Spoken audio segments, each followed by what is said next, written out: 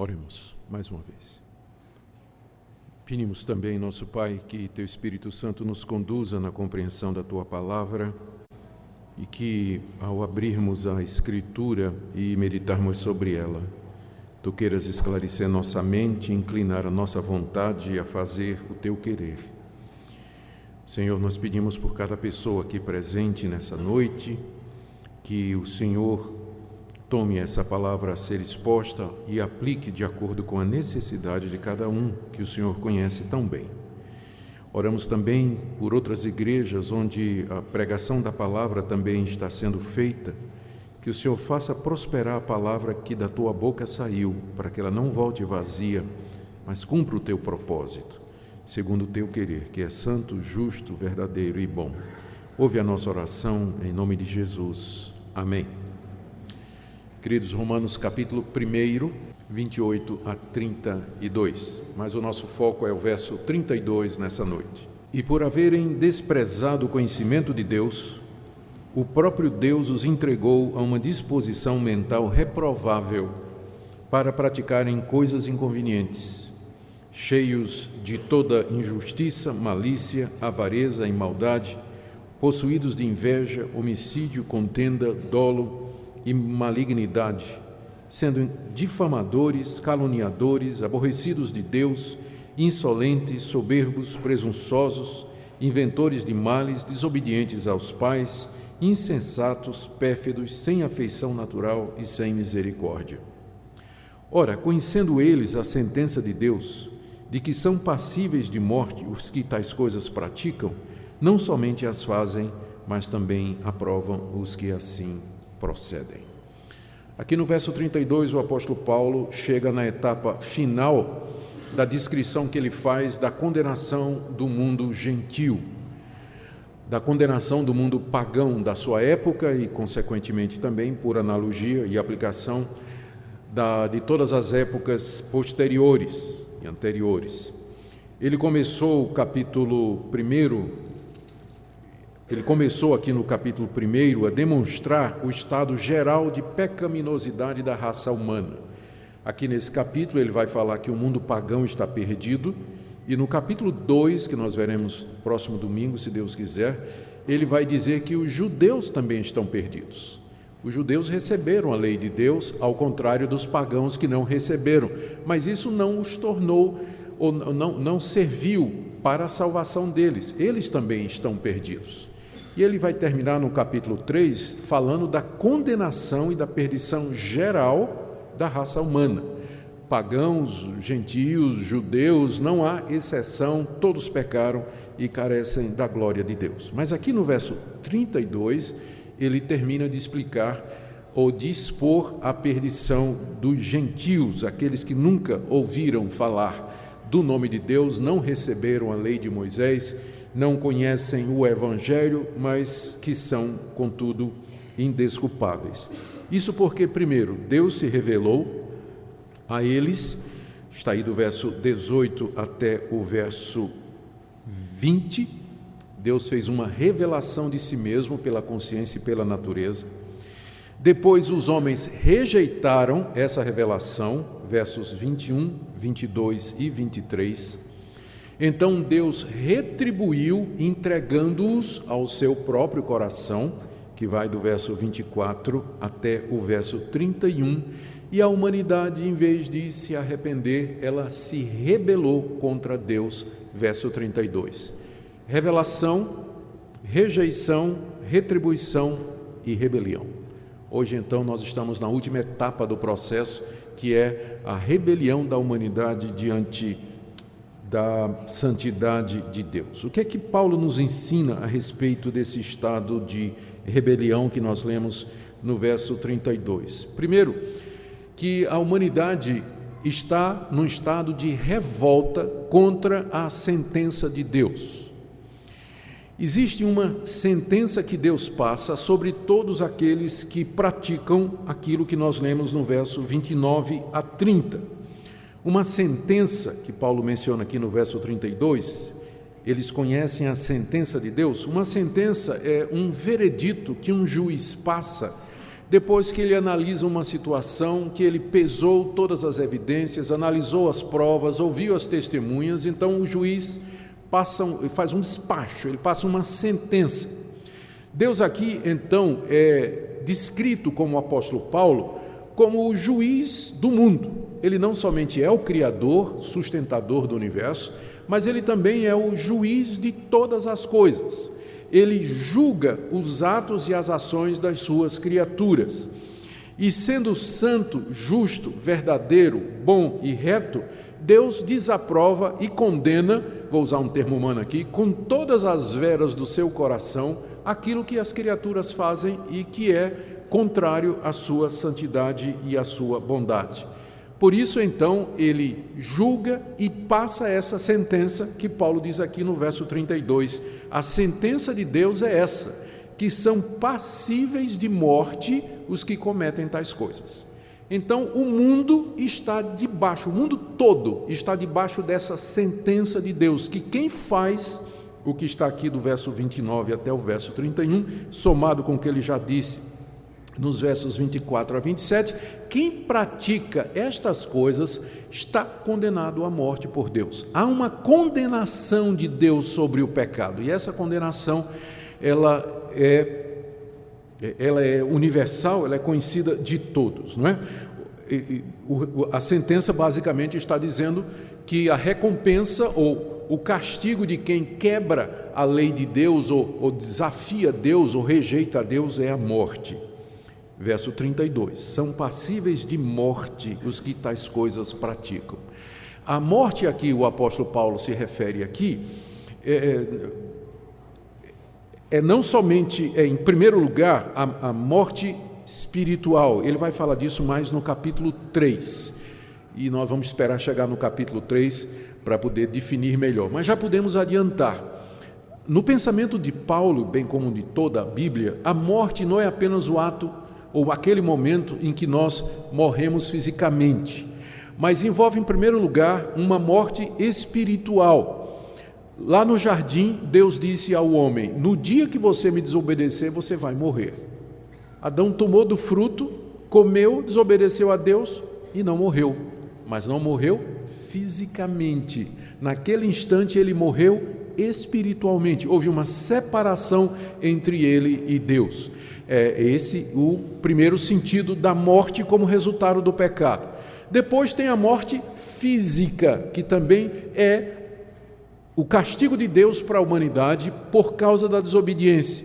E o fato de que todos nós vamos morrer e que todo homem morre é uma prova de que o pecado é universal. O pecado é universal. Por quê? Porque a morte é universal. Todos morrem. Todos. Você vai morrer, eu vou morrer. Antes de nós, todos morreram. Os nossos filhos vão morrer, nossos netos vão morrer, até o dia da vinda de Jesus Cristo. E eles morrem porque são pecadores. Essa é a sentença de Deus que ele passou sobre a raça humana. Tu és pó e ao pó tornarás. Tu és pó e ao pó tornarás. Mas a morte que é o resultado dessa sentença de Deus, ela não é somente aquela morte espiritual que consiste na separação de Deus e a morte física, mas é também a morte eterna. É viver a eternidade que se aproxima, separado de Deus e em meio à agonia e o sofrimento que isso causa na alma do homem, que foi feita para ter comunhão com Deus. Então, há uma sentença que Deus passa. Essa sentença está passada já desde que o homem desobedeceu a Deus naquele dia no jardim. E a sentença é essa: o salário do pecado é a morte. Deus castigará com a morte a humanidade, porque a humanidade virou as costas para Deus, a humanidade desobedeceu a Deus, resolveu seguir o seu próprio caminho, então ela vai experimentar a morte. Aqui nesse mundo, a separação de Deus, a distância de Deus, o vácuo no coração que traz essa angústia, culpa, solidão, medo, terror no espírito do homem. Depois a morte física, em que o espírito vai se separar do corpo. E finalmente a morte eterna, quando o homem entrará na eternidade para viver em solidão eterna, separado de Deus e de toda alegria e prazer que existe somente em Deus. O pagão, a pessoa que não tem a Bíblia como nós temos e que não tem esse raciocínio que nós acabamos de dar agora, ele pode não ter, de fato, uma consciência muito clara disso, mas ele tem um conhecimento intuitivo de que tem alguma coisa, há uma punição futura que está esperando quem pratica o mal. Você vai encontrar essa intuição, né? Essa sensação de que tem alguma coisa errada e que um dia vai ter castigo. Você vai encontrar isso em todos os povos, nas tribos, nas nações. Não existe nenhum povo, por mais primitivo que seja, nenhuma cultura, por mais atrasada, distante, isolada, não alcançada que seja, onde não tenha essa sensação de culpa. Onde as pessoas, membros dessa cultura, elas imaginam, elas vivem debaixo da expectativa de que um dia virá um castigo pelas coisas erradas que elas fazem. É por isso que em todas essas culturas, povos, tribos e nações, tem religião. A palavra religião significa religação, vem do latim religare. Religião é o processo, o ato, é o ritual pelo qual o homem tenta se reconciliar, se religar a Deus.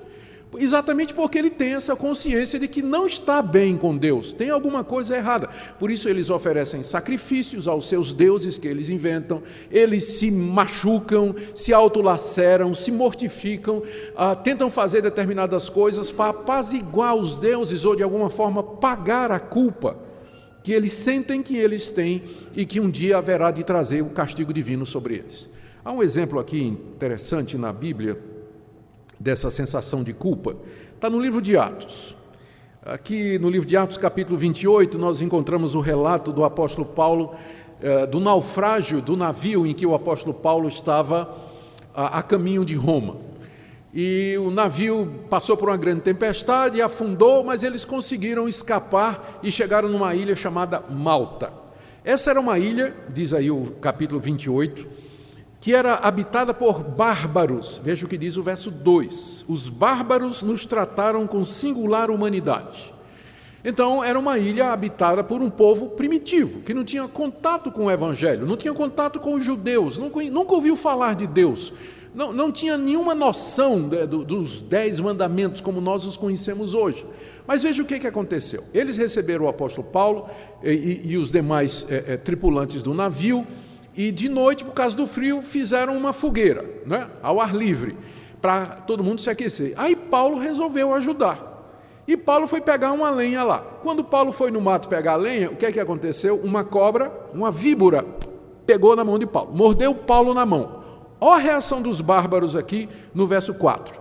Quando os bárbaros viram a víbora pendendo da mão de Paulo, disseram uns aos outros: certamente esse homem é assassino, porque, salvo do mar, a justiça não o deixa viver.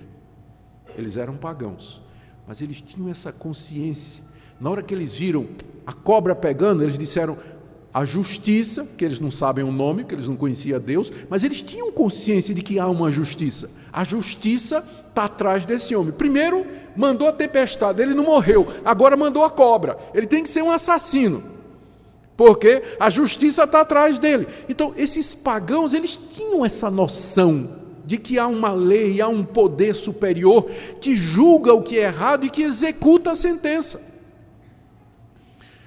E isso é verdade não somente dos habitantes da ilha de Malta, mas isso é verdade também de todos os povos, esse conhecimento de que existe essa sentença. E aqui, voltando a Romanos, no capítulo 2, veja como Paulo descreve isso, né? Quando, pois, verso 14 e 15, quando, pois, os gentios que não têm lei, os gentios não têm lei, eles nunca receberam a lei de Moisés, procedem por natureza de conformidade com a lei, não tendo lei, servem eles de lei para si mesmos. Eles mostram a norma da lei gravada no seu coração, testemunhando-lhes também a consciência e os seus pensamentos, mutuamente acusando-se ou defendendo-se. Paulo fala aqui da lei, da norma da lei, o espírito da lei que está gravado no coração do pagão, do gentio, que nunca recebeu a lei de Moisés, nunca leu a Bíblia, nunca ouviu o nome de Jesus, nunca ouviu nada do Evangelho, mas a lei de Deus está gravada no coração dele. Por isso ele sabe que há uma sentença, ele sabe que tem um Deus, e sabe que um dia esse Deus vai punir os pecados. E ele tenta fugir disso. Nós lemos no capítulo 1, verso 18, quando iniciamos essa sessão, que os homens sufocam o conhecimento de Deus, eles empurram para baixo o conhecimento de Deus, eles não querem viver com esse conhecimento. E é contra isso que a humanidade se rebela. A humanidade se rebela não é tanto contra as coisas ruins que acontecem. Eu sei que tem gente que fica revoltada, perguntando por que Deus permite a morte de crianças, por que Deus permite tragédias, por que Deus permite doenças terríveis que assolam a humanidade, ou, enfim, tanta dor e tanto sofrimento. Mas não é tanto contra isso que a humanidade se rebela, mas ela se rebela mal, é contra essa consciência que eles têm lá dentro do coração, de que há uma justiça que um dia vai executar a sentença sobre os seus atos maus. Que um dia ele vai ter que responder por isso. É contra isso que o homem se revolta, no íntimo do seu coração. E é isso que ele tenta abafar, essa consciência do certo e do errado e do juízo de Deus contra ele. É isso que ele tenta abafar de todas as maneiras. Essa rebelião que nós mencionamos aqui, em segundo lugar, o primeiro, eu falei a respeito dessa rebelião contra quê? Agora, ela se expressa em duas atitudes que Paulo descreve aqui. A primeira é que o homem continua a praticar essas coisas, mesmo sabendo o resultado delas. Verso 32. Ora, conhecendo eles a sentença de Deus, de que são passíveis de morte o que tais coisas praticam, não somente as fazem, podemos traduzir, continuam fazendo, como também aprovam os que assim procedem. A revolta do homem contra a lei de Deus que está no seu coração e na sua consciência se expressa, em primeiro lugar, porque eles, mesmo sabendo que o salário do pecado é a morte, eles pecam do mesmo jeito. Eles desafiam a Deus, como, por exemplo, alguém que sabe que se dirigir a alta velocidade, bêbado e sem cinto, quase que com certeza ele vai ter um acidente fatal, mas ele dirige a si mesmo. Ele vai embora. Quer saber? Pisa fundo, quero ver o que é que esse carro vai dar. A consciência está dizendo, olha, você está bêbado, você está sem cinto e você está a 180 por hora numa zona de 60. Ele não quer saber. Então, mesmo sabendo que Deus vai punir com a morte o pecado, o homem peca da mesma forma. Ele vai em frente do mesmo jeito, ele não mede as consequências, ele não reflete sobre o que o aguarda, ele considera o prazer do pecado como se ele dissesse assim, vale a pena. O gosto do pecado vale a pena. Experimentar o pecado é gostoso e eu troco esse prazer, ainda que momentâneo, por uma eternidade no inferno. É isso que está dizendo aqui. Mesmo que eles sabem que há um juízo divino eterno sobre isso, eles continuam pecando. Isso mostra um coração endurecido, não é verdade? O coração endurecido e disposto a pecar. Está resolvido que vai pecar, não importa as consequências. Ele sabe que mentir é errado, mas ele vai mentir do mesmo jeito. Ele sabe que adulterar é errado, tem consequências, mas ele adultera do mesmo jeito. Ele sabe que falar mal dos outros é errado, mas ele vai falar mal do mesmo jeito. A Bíblia diz lá no livro de Provérbios que as palavras do fofoqueiro são como bocados gostosos que descem até o mais profundo do ventre. Não tem nada mais gostoso que falar mal da vida dos outros. Então ele fala, sabendo que Deus vai punir com morte aqueles que quebram a sua lei. Ele continua nesse curso desenfreado, igual a Faraó. Lá no livro de Êxodo, capítulo 9, verso 34, depois de Deus ter mandado 9 pragas sobre Faraó, porque Faraó não deixava o povo de Deus ir, diz lá que Faraó, mesmo vendo as pragas que Deus mandou, endureceu o coração e disse, eu não deixo esse povo ir. Começou uma queda de braço com Deus. Vamos ver quem ganha, Deus ou eu? É assim que a humanidade vive, numa queda de braço com Deus. Porque eles sabem qual vai ser o resultado e mesmo assim eles dizem, eu vou continuar fazendo. Mas não só isso, tem uma coisa pior.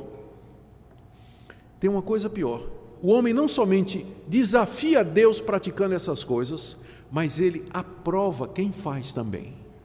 A palavra aprovar aqui, final do verso 32, aprovam os que assim procedem, não é no sentido de dizer assim, eu concordo com isso. Não, mas é um aprovar, tipo encorajar, tipo incentivar, tipo assim, animar a pessoa a continuar a fazer aquilo. Que a pessoa peque desafiando a Deus, a gente pode até atender porque ela tem um certo prazer nisso. O pecado dá um prazer ilusório a princípio, ilusório. Então a gente pode até entender a primeira parte, que os homens, sabendo a sentença de Deus, eles ainda assim, eles pecam e desobedecem a Deus. Mas essa segunda parte não faz sentido, porque você está aplaudindo o pecado dos outros. Você não tem prazer nenhum naquele pecado, ele não é você que está fazendo, outros estão fazendo, portanto você não está tendo o gosto do pecado que os outros estão tendo.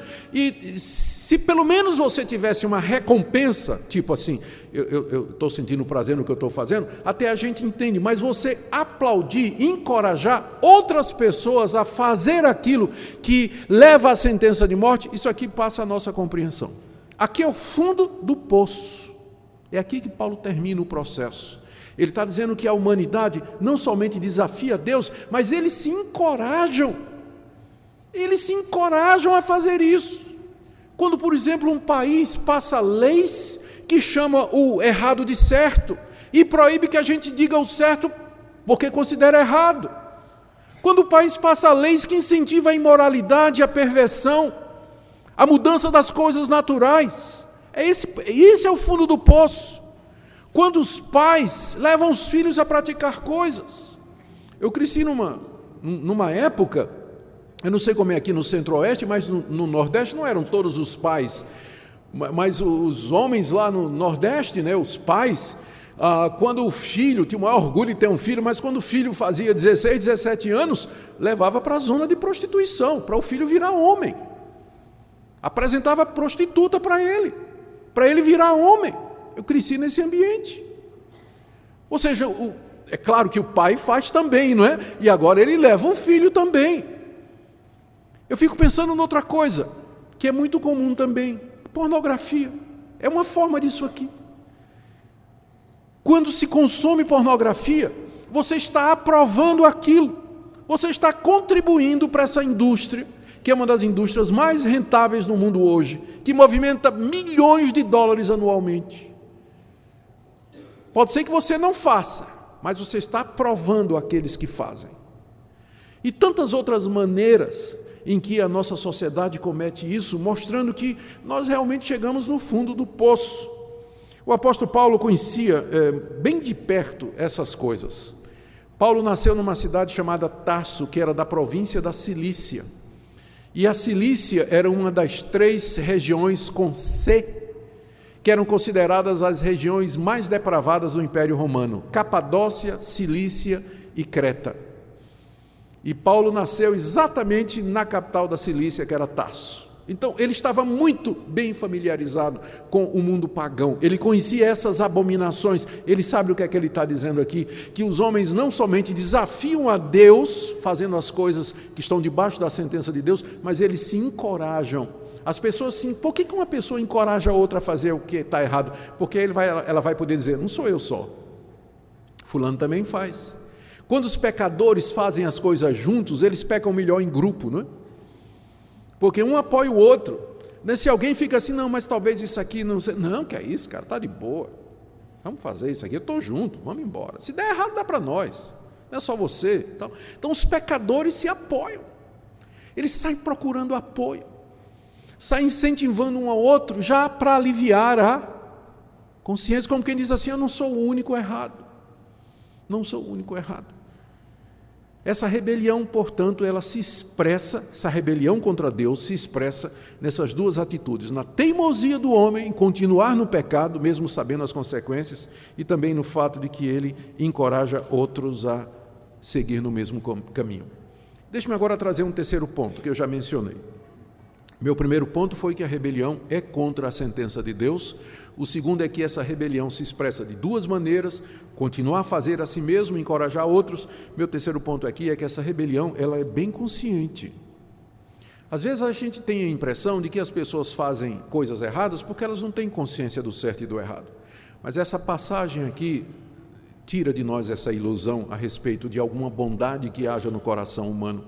As pessoas pecam contra o conhecimento do certo e do errado. Elas pecam contra a sua consciência. Elas sabem o que elas estão fazendo quando elas fazem o que é errado. Paulo já havia dito aqui nessa passagem que as pessoas têm algum conhecimento de Deus. No verso 18, ele disse que a ira de Deus se revela do céu, se revela na nossa consciência. Diz no verso 19 que o que de Deus se pode conhecer é manifesto entre nós, na nossa consciência. No verso 20, ele fala de que os atributos de Deus são perceptíveis por meio das coisas que são criadas e que pelas obras da natureza nós conseguimos saber que há um Deus que existe antes da natureza, que criou todas as coisas, que Ele é todo-poderoso, onisciente, onipotente e que Ele é distinto da natureza. Paulo havia falado desse conhecimento inato que nós temos na nossa consciência e também na natureza ao redor de nós. E por isso ele diz no final do verso 20 que os homens são indesculpáveis. Ninguém pode dizer que não tem conhecimento de Deus. Mas agora aqui no verso 32 ele avança mais um pouco e diz que o homem não somente tem conhecimento de que existe um Deus, que esse Deus é o Criador de todas as coisas, que esse Deus é santo, justo, bom e verdadeiro, mas agora Paulo diz que os homens também têm conhecimento de que há uma sentença de morte passada sobre aqueles que praticam tais coisas. Esse é o conhecimento. Ou seja, essas pessoas, quando praticam estas coisas, sabem que serão punidas por Deus, mas elas fazem isso da mesma forma. Ou seja, não tem nada de inocência. Elas não têm o conhecimento detalhado que nós temos e que encontramos no Evangelho e na Bíblia a respeito da lei de Deus. Mas essa intuição gravada no coração da norma da lei, isso é um fenômeno universal. Ou seja, eu vou ler de novo aqui, verso 29 em diante.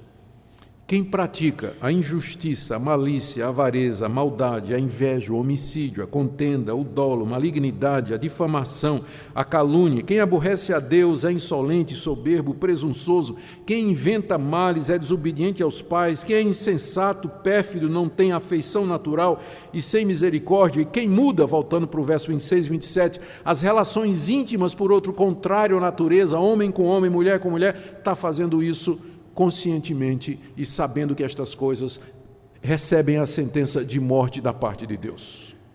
Ou seja, não há ninguém inocente. Não há ninguém inocente. E agora deixe-me chegar no meu último ponto e dizer que isso é exatamente a nossa esperança. Porque o quadro aqui é fundo do poço. Fundo do poço. Mas é exatamente no fundo do poço que surge a esperança. Sabe qual é a nossa esperança com relação a essas pessoas? É que elas sabem disso. As pessoas, como eu disse, elas não pecam inocentemente. A queda do homem, o pecado do homem, afetou o seu conhecimento de Deus, mas isso não fez com que ele perdesse o total conhecimento de Deus. Ele ainda tem a imagem de Deus nele e ele tem essa consciência da existência de Deus e que esse Deus passa uma sentença. Então isso está no coração do homem. Ele consegue perceber e concluir, mesmo que nunca ouviu o Evangelho, que existe um Deus que um dia vai ajustar contas com ele pelos seus pecados. E que essa compreensão, essa conclusão, ela é universal, embora nem sempre racional, consciente, como eu disse, né? Aqueles bárbaros que viram Paulo lá com a mordida da cobra, eles sabiam que a justiça não ia deixar Paulo viver. Eles pensavam que Paulo é um assassino. Então, essa consciência, ela está em todo lugar. E é esse ponto que serve de contato para pregar o Evangelho. Ou seja, para você anunciar um Evangelho para um não descrente, você não precisa de argumentos elaborados sobre ciência, evolução, refutação do ateísmo e tudo mais, porque você já tem um ponto de contato. Aquela pessoa com quem você está falando, ela sabe lá dentro que ela está errada. Quando eu era evangelista no interior de Pernambuco, numa cidade chamada Gamileira, eu ia de porta em porta, anunciando o Evangelho. E Minha prática era muito simples. Eu chegava numa casa, batia, tinha bíblias para oferecer, folhetos e tudo, e eu perguntava se a pessoa não queria que eu entrasse e lesse a Bíblia com ela, para explicar a Bíblia, que eu estava dando de presente para ela. Aí quando a pessoa aceitava, eu entrava, sentava, servia um cafezinho, a gente começava a conversar, e eu começava a falar, eu começava exatamente por aqui, dizendo, olha, esse livro aqui, eu pegava algumas passagens e dizia, a importância dele é que ele nos fala a respeito do nosso verdadeiro estado. O senhor sabia que o senhor é um pecador e que por conta dos seus pecados o senhor está condenado? A pessoa dizia, não, eu sei que sou um pecador, mas eu não sou tão ruim assim. Meu vizinho aqui, o senhor precisa conhecer meu vizinho. Meu vizinho bate na mulher, chega bêbado em casa, é uma bagunça, não é? Então, não tem gente pior do que eu. Aí eu geralmente abria lá em Êxodo 20 os 10 mandamentos e dizia, vamos fazer uma coisa, vamos ler aqui os 10 mandamentos? E quando a gente estiver lendo, vamos ver se no final, quantos o senhor quebrou? E começava a ler, lendo conforme Jesus nos ensinou a ler, não é? Não adulterarás significa não somente ir para a cama com quem não é meu cônjuge, mas eu querer isso na minha cabeça. Começamos a ler. Chegava no 5º mandamento, 6º, já notava a queda do semblante. Alguma coisa lá dentro, na consciência dele, estava dizendo, isso aí é verdade, você sabe disso. Lá dentro na consciência, a vozinha dizia, esse rapaz está dizendo a verdade. E não foram poucos, não é, que depois disso eles se abriam para dizer, mas então o que é que eu faço? E aí chegava o Evangelho. Então, o fundo do poço, que é isso, as pessoas pecam contra a consciência, elas pecam sabendo, elas encorajam outros e vão cada vez mais fundo no pecado, é exatamente a nossa oportunidade, é o ponto de contato, que nós podemos chegar para elas e dizer, sabe essa culpa, essa angústia, esse vazio, essa solidão que você não consegue preencher com nada, sabe de onde vem? É exatamente da lei de Deus gravada no coração e a consciência que você tem de que um dia esse Deus haverá de trazer você a julgamento por tudo que você faz. E eu queria dizer a você que há perdão nessa noite, ou nesse dia, nessa ocasião. Eu quero lhe trazer o Evangelho de Jesus Cristo, pelo qual Deus perdoa pecadores como você e como eu. Uma porta de contato. Já é um caminho, uma ponte que você constrói com o mundo pagão. Aqui eu quero terminar com algumas aplicações práticas dessa passagem tão importante para nós. Primeiro, quero me dirigir nessa noite a você que está aqui e que vem desafiando a Deus, insistindo em viver uma vida no pecado. Você que está aqui nessa noite e que ouviu o que eu estou falando e que Deus falou ao seu coração que isso aqui é sobre você. Você vem insistindo em fazer alguma coisa que você sabe que é errada. Pode ser que você tenha alguns momentos de lucidez em que você diga assim, isso não vai dar certo, isso lá na frente vai acontecer alguma coisa comigo. Eu quero dizer que isso é a voz do Espírito Santo falando na sua consciência. Lá no íntimo você sabe que essa voz está dizendo a verdade, que há uma consequência para o que você está falando. E hoje à noite você está ouvindo isso da palavra de Deus. Que cedo ou tarde o seu pecado vai lhe achar. Cedo ou tarde o seu pecado vai lhe achar. Por isso, enquanto você tem a oportunidade, busque ao Senhor enquanto você pode achar. Enquanto Ele lhe dá a oportunidade, se converta desse caminho. Se humilhe diante de Deus, peça perdão a Deus, peça graça a Deus, procure ajuda. Porque, com certeza, não imagine que você pode continuar pecando e o resultado vai ser bom. Não vai. Há uma sentença de morte passada pelo Todo-Poderoso, pelo Altíssimo, sobre os que praticam tais coisas, e você não vai fugir dele. E você não vai fugir da sentença. Cedo ou tarde ela vai lhe alcançar. Enquanto você tem a oportunidade, se arrependa e creia. Também quero falar aqui para aqueles que, de alguma forma, vão dizer, pastor, eu não pratico essas coisas, mas eu queria que você olhasse direitinho se você não encoraja outros. Se você não encoraja outros. Tem tantas formas da gente encorajar outras pessoas. Por exemplo, lá na escola, de repente você mesmo não gosta de imoralidade, mas aí chega um coleguinha seu e conta aquela piada imoral, obscena, né? E você, Você devia fechar a cara mesmo. Eu sei que é difícil, mas devia fechar a cara mesmo. Dizer, no ambiente de trabalho também. Os amigos vêm com aquelas piadas imorais, não é? Ou então traz no celular aquelas fotografias, aquelas cenas ou vídeos de imoralidade e mostra para você, e você, para não perder lá o contato, você dá um risinho assim, né, amarelo pelo canto da boca. Você está aprovando. Está aprovando. Você tem que fechar a cara mesmo, desculpa. Você tem que fechar a cara mesmo e dizer, olha, eu sou amigo de vocês, o ambiente é um ambiente de trabalho e tudo, mas vocês sabem que eu sou crente no Senhor Jesus, eu não concordo com esse tipo de coisa. Então, tem que tomar uma posição. Tem que tomar uma posição mesmo. Lá no ambiente de trabalho, na sua família, lá na escola, onde for. Porque senão, qual é a diferença nossa e desse pessoal que o apóstolo Paulo está descrevendo aqui, que aprova os que procedem dessa forma? É tomar uma posição mesmo. Dizer, eu não concordo com isso. Não concordo com isso. Em algumas situações, ficar calado é ser conivente. Precisamos de sabedoria, é verdade, por causa do ambiente que nós estamos, mas é preciso que a gente deixe claro que a gente não concorda com isso. Talvez aqui hoje à noite haja também pessoas que têm sentido, têm essa convicção de pecado, a consciência de que está debaixo do juízo de Deus e no fundo do seu coração você gostaria de se reconciliar com Deus. A boa nova do Evangelho é exatamente essa, que Deus está disposto a perdoar pecadores que o desafiaram, que se rebelaram contra Ele, que incentivam outros. E se Deus é tão amoroso e misericordioso e compassivo que Ele está pronto a perdoar você e esquecer todas as suas iniquidades e tratar você como se você nunca tivesse cometido essas coisas. E é nesse sentido que Ele mandou Jesus Cristo, seu Filho, morrer na cruz do Calvário, e ali Ele sofreu a penalidade da rebelião, da rejeição, da teimosia,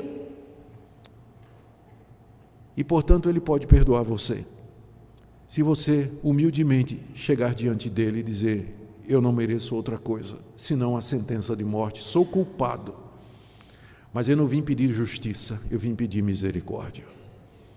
Eu não vim pedir justiça a você, Deus, ao Senhor, mas eu vim pedir misericórdia para com esse pecador. E por último, uma palavra aqui para você que está tentando evangelizar os amigos, familiares, colegas de trabalho, outros que estão aqui na frente missionária, evangelizando povos.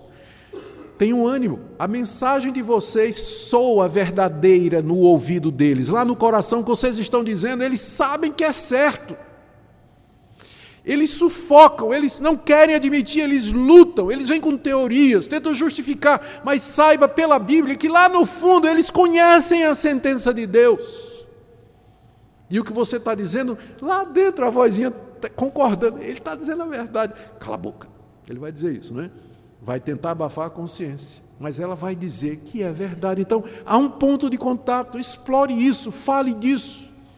É daí que começa. Às vezes não adianta argumento muito filosófico, não é? Vamos falar sobre ateísmo, vamos falar sobre evolucionismo, apologética, discutir. Às vezes, essa abordagem simples, com esse ponto de contato, talvez ajude você a alcançar o coração do seu vizinho, amigo, colega, enfim, na situação que Deus colocou você. Que nosso Deus tenha compaixão de nós, que Ele nos livre dessa situação de miséria e perdição em que a raça humana se encontra, e que o Evangelho de Cristo, que é o poder de Deus para salvar todo aquele que crê, seja anunciado com convicção por nós, e que o nosso Deus assim queira usar essa igreja também. Oremos.